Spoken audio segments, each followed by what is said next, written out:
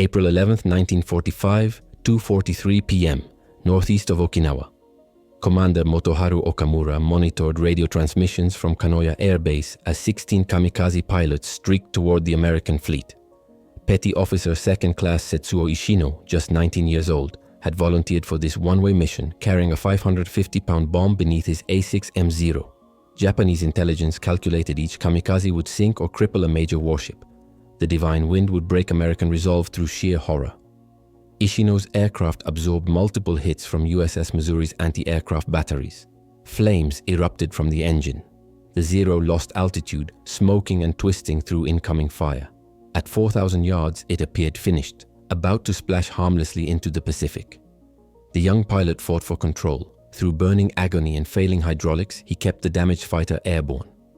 20 feet above the waves, trailing black smoke and fire, Ishino aimed his dying aircraft at the 58,000-ton battleship's superstructure. At 2:43 p.m., the Zero's left wing struck Missouri's starboard side just below the main deck. The impact ripped off the right wing, which catapulted forward in a fireball. Fuel ignited across the deck. Damage control teams extinguished flames within 5 minutes. 0 American casualties. Among the twisted wreckage, sailors discovered the pilot's remains. Japanese command expected confirmation that Missouri had suffered catastrophic damage. More importantly, they anticipated Americans would desecrate the kamikaze body, throw it overboard like garbage, perhaps mutilate it as revenge. Years of propaganda had convinced Japanese forces that Americans were godless barbarians who lacked honor, who would violate enemy dead with brutal contempt. Instead, Captain William M. Callaghan issued orders that shocked his own crew and would later stun Japanese intelligence officers monitoring American radio communications. What the Japanese never understood about American military tradition was about to rewrite their entire understanding of their enemy and change the course of post-war history.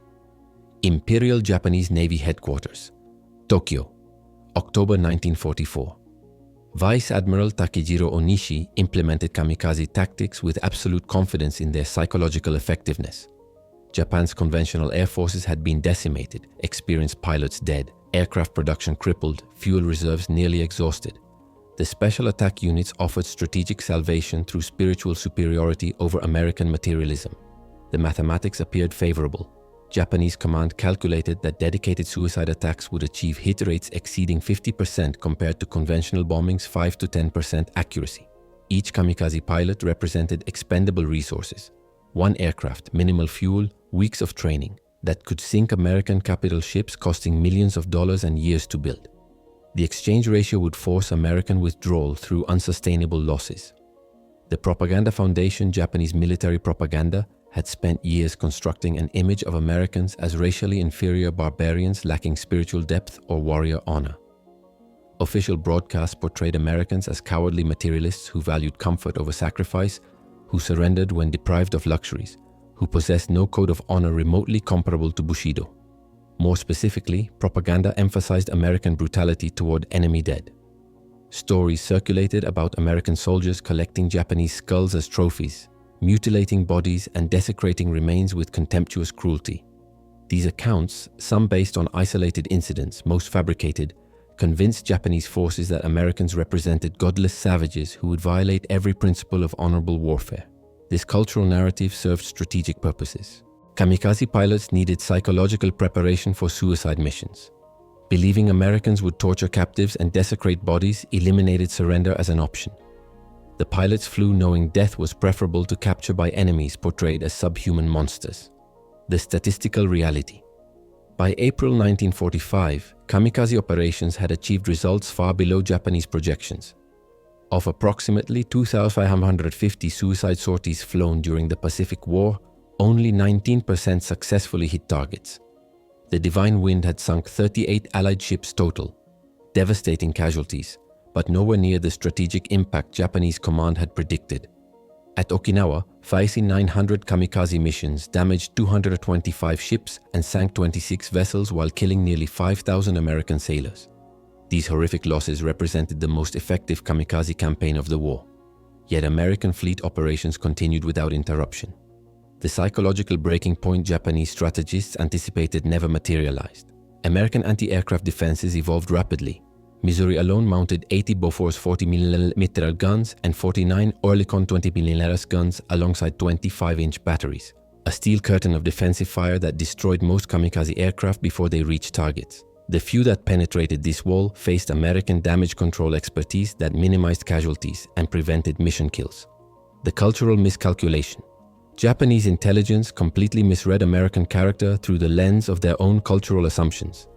They interpreted American technological superiority as evidence of spiritual weakness. Men who depended on machines lacked inner strength. They viewed American emphasis on individual life as cowardice rather than recognizing it as fundamental respect for human dignity. Most critically, Japanese command assumed Americans operated without honor codes.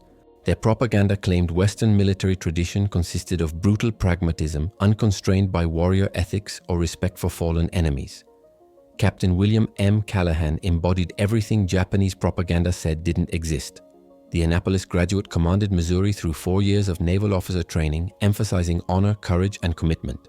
His career reflected American military traditions stretching back to George Washington's treatment of British prisoners, a tradition Japanese intelligence never studied and propaganda actively denied existed.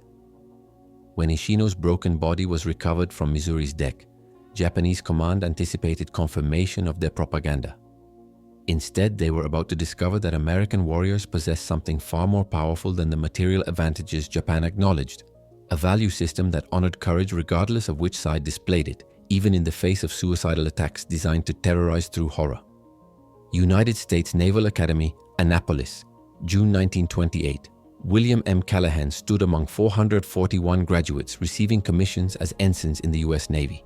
4 years of systematic training had ingrained principles Japanese military education never emphasized: honor, courage, commitment. Not slogans, but operational standards enforced through daily conduct and academic integrity codes where a single lie meant expulsion. Naval Academy curriculum included military history courses analyzing American treatment of enemy prisoners across 150 years, George Washington's humane treatment of captured British soldiers during the Revolution, Union forces granting military honors to Confederate dead at Gettysburg, American doughboys burying German soldiers with dignity in World War I. The pattern was clear. American military tradition respected fallen enemies who fought courageously, regardless of which flag they served. The democratic foundation. American military culture reflected values fundamentally different from Japanese hierarchical Bushido. Democratic society taught that every individual possessed inherent dignity, not through class or emperor worship, but through recognition of universal human worth.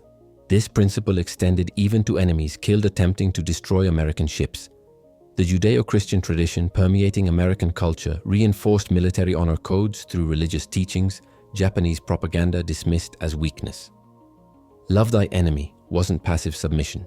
It meant maintaining humanity even toward those attempting murder through suicide attacks. Chaplain Commander Roland Faulk embodied this tradition aboard Missouri, conducting services that emphasize mercy, dignity, and recognition of shared humanity. Superior military professionalism. By 1945, USS Missouri represented peak American industrial and military excellence. 887 feet of armored steel displacing 58,000 tons, capable of 33-knot speeds that outran most cruisers. 9 16-inch guns firing 2,700-pound shells accurately at 23-mile range.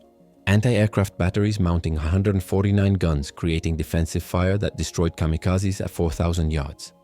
The 2,978-man crew represented every American region, ethnicity, and religion. Farm boys from Iowa serving alongside Brooklyn machinists, Southern gunners coordinating with West Coast radar operators.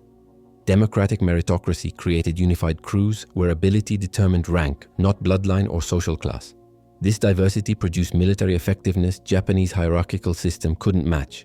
Damage control teams extinguished Ishino's fuel fire in 5 minutes through training, emphasizing individual initiative and coordinated teamwork. American emphasis on preserving life through superior safety procedures, medical care, and equipment design meant Missouri suffered 0 casualties from an attack Japanese expected would kill dozens. The Honor Code Reality Geneva Convention adherence distinguished American military conduct throughout the Pacific War. Despite Japanese forces systematically violating international law, executing prisoners, conducting death marches, torturing captives, American forces maintained legal and ethical standards. This wasn't weakness, but strength rooted in confidence that American values would prove superior to enemy brutality. American military tradition honored warriors who displayed courage regardless of nationality. Chaplain Faulk's presence aboard Missouri ensured spiritual guidance that reinforced secular military codes. The Navy's tradition of burial at sea applied to all who died aboard American vessels. Enemy and friend alike received commitment to the deep with appropriate dignity. Captain Callaghan understood something Japanese propaganda claimed impossible. Showing honor to a fallen kamikaze pilot didn't dishonor American sailors. Instead, it demonstrated that American warriors maintained civilized standards even when facing enemies who abandoned them. Superior American values created moral authority that military technology alone couldn't achieve. Japanese intelligence monitored American communications, expecting confirmation of barbaric behavior their propaganda promised. Instead, they were about to intercept radio traffic describing an American military ceremony that would shatter every assumption about their enemy's character and reveal that American honor represented a strategic weapon more powerful than any bomb. USS Missouri, April 11, 1945, 6:12 p.m. Seaman First Class James Starnes stood among 50 angry sailors outside Captain Callaghan's wardroom. The crew had just learned their commanding officer's decision regarding the kamikaze pilot's body. The reaction was immediate and furious. "Throw him overboard in a bag," one gunner muttered. Others agreed with crude suggestions involving less dignified disposal methods. Starnes himself felt the burning resentment. "It's sort of a kick in the pants. If that kamikaze had made it another 100 feet inboard, I would not be here today." Captain Callaghan emerged and faced his crew without wavering. His voice carried command authority earned through 17 years of naval service. This pilot displayed courage and devotion to his country. He paid the ultimate sacrifice fighting for what he believed. Tomorrow morning, we will honor him as a fellow warrior who met death with bravery. The crew stared in disbelief. Some grumbled openly. Others stood silent, processing orders that contradicted every emotion, screaming for revenge. But they were American sailors under military discipline. They would obey, even if they didn't understand. The preparation. By 2100 hours, something remarkable occurred. 3 sailors approached the ship's tailer with bundles of red and white cloth scavenged from supply lockers. Without orders, they had decided to sew a proper Japanese rising sun flag for the burial ceremony. Their anger hadn't disappeared, but American military tradition demanded proper execution of captain's orders, regardless of personal feelings. Through the night, needles pierced fabric as sailors who had fired at the kamikaze hours earlier now created his funeral flag. They cut 16 precise rays extending from a central red circle, matching Japanese naval ensign specifications exactly. The irony was profound. American hands crafting the enemy banner with the same care they would show creating their own flag. In the sickbay, other crew members cleaned the pilot's remains with clinical professionalism. Despite visible injuries and burns, they treated the body with dignity Japanese propaganda claimed Americans lacked. White canvas shroud, weighted properly for sea burial, positioned on a burial board with respect given to fallen warriors. Japanese intelligence confusion. 300 miles away in Kyushu, Japanese naval intelligence monitored American radio communications searching for damage reports. They had intercepted Missouri's brief transmission about the kamikaze hit, but detected no distress signals, no casualty reports, no indication of serious damage. More puzzling were cryptic references to tomorrow morning, an Oro 900-hour ceremony in American communications. Intelligence officers assumed this meant memorial services for American casualties, but the intercepts mentioned no dead or wounded Missouri crew members. Lieutenant Commander Saburo Hayashi reviewed translations with growing confusion.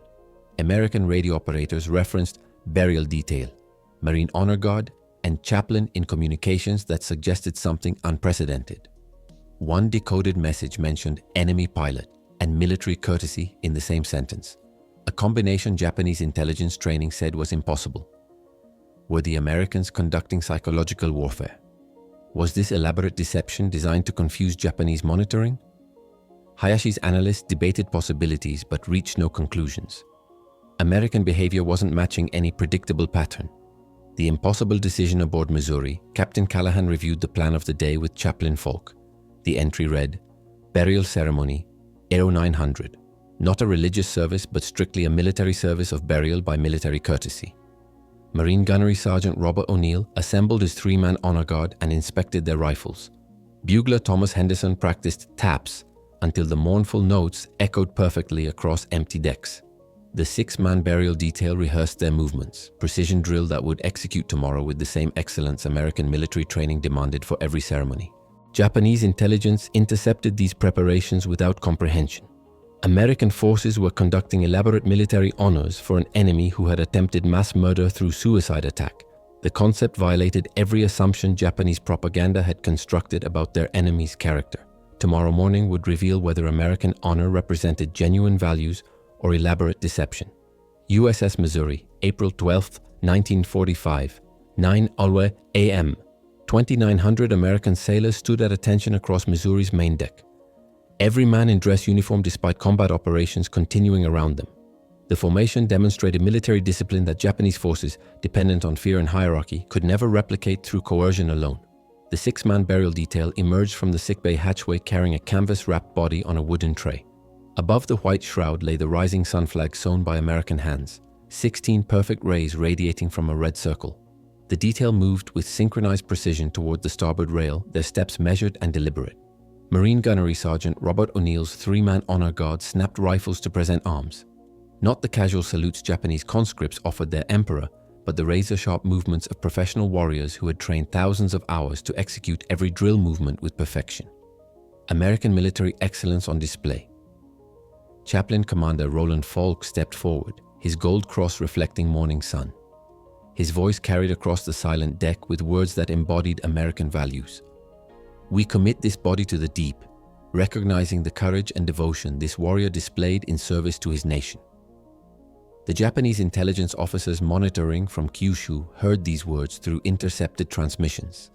Their translations created confusion approaching panic. Americans were conducting full military honors, not propaganda deception, but genuine ceremony for an enemy pilot who had attempted mass murder 18 hours earlier. O'Neill barked the command. 3 Marine rifles fired skyward in perfect unison. The sharp crack echoed across Pacific waters, the same salute American forces rendered to their own fallen heroes. Each volley demonstrated training superiority that Japanese forces, rushing conscripts through abbreviated programs, couldn't match. 3 volleys completed. Smoke drifted across the deck as brass casings clinked against steel. Bugler Thomas Henderson raised his instrument. The mournful notes of taps floated over the ocean. 24 notes played flawlessly, the same melody that honored American dead from Gettysburg to Normandy. Japanese listening posts recorded the transmission without comprehension. Their enemy was extending the highest American military honor to a kamikaze pilot. The commitment. The burial detail tilted the tray. Setsuo Ishino's canvas-wrapped body slid beneath the rising sun flag and entered the Pacific Ocean with dignity befitting a warrior. Not thrown overboard, like garbage, as Japanese command expected. Not desecrated or mutilated as propaganda promised. Honored as a fellow soldier who had fought courageously and died for his beliefs. Captain Callaghan saluted. 2,900 sailors followed. The synchronization demonstrated American military precision. Individual citizens transformed through democratic training into unified force that maintained humanity even towards suicidal enemies. The irony was profound. Feet from where the ceremony occurred, the Japanese surrender would be signed 4 months later on September 2, 1945. The exact deck where Americans honored a kamikaze pilot would become the location where Japanese representatives admitted unconditional defeat. Intelligence crisis. In Tokyo, Vice Admiral Onishi reviewed translated intercepts with trembling hands. Every detail confirmed American forces had conducted full military burial with honors matching their own traditions. The ceremony demonstrated values Japanese propaganda claimed Americans lacked: honor, courage, respect for enemy warriors. The discovery created strategic crisis. If Americans possessed genuine honor codes, then Japanese propaganda was systematically wrong.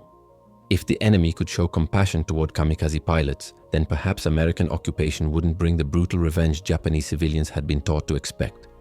More devastating, the ceremony proved American confidence.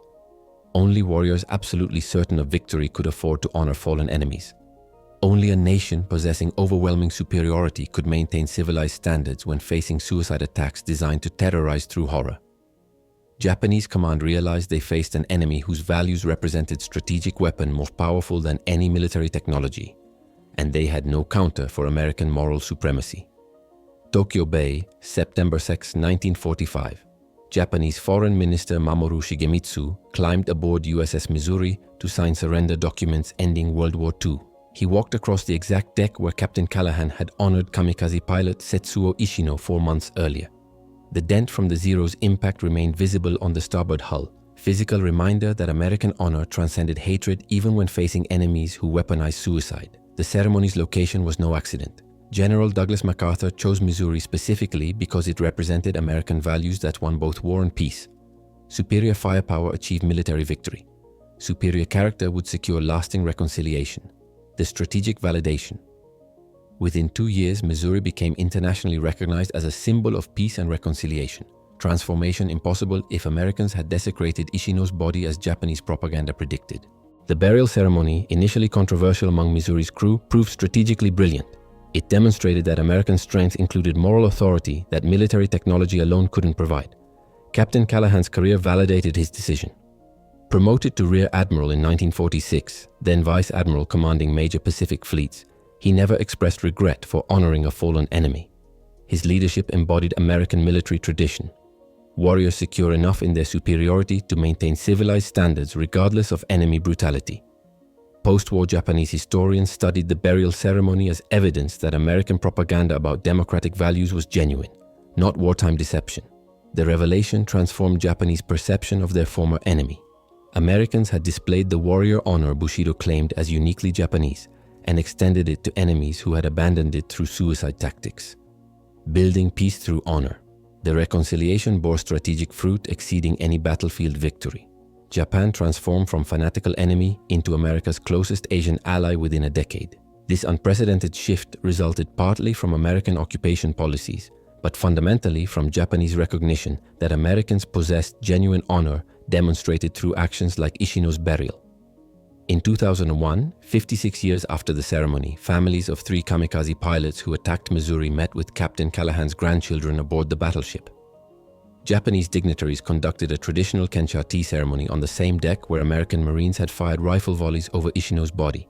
The event included wreath-laying, flower tossing over the rail above the kamikaze dent, and a 3-rifle volley honoring both sides. Modern American leadership. Since 1998, USS Missouri has been moored at Pearl Harbor, deliberately positioned near USS Arizona's sunken remains. The juxtaposition teaches millions of visitors that American power includes capacity for both devastating retaliation and generous reconciliation. The kamikaze dent remains visible as permanent testament to American values under fire. The 80th anniversary ceremony in April 2025 drew dignitaries from both nations. The mayors of Honolulu and Minami-Kyushu, Ishino's home region, participated in joint commemoration, proving that American honor created friendship from hatred. Missouri partnered with Japan's Chiran Peace Museum to preserve kamikaze pilot stories alongside American perspectives. Cooperation impossible without the foundation of mutual respect Callaghan established in 1945. The ultimate American victory. Japanese command expected kamikaze tactics to break American morale through psychological horror. Instead, one American captain's decision to honor a fallen enemy pilot demonstrated values that won the peace Japan's military couldn't prevent. The ceremony proved American civilization superior to Japanese militarism in every dimension: technological, military, and most decisively moral. Captain Callaghan's order, controversial with his crew, shocking to Japanese intelligence, rewrote history. American honor transformed bitter enemy into loyal ally. Democratic values created lasting peace that military victory alone couldn't achieve. One funeral proved what Japanese propaganda denied. American warriors possessed strength of character that made the United States the world's moral leader then and forever.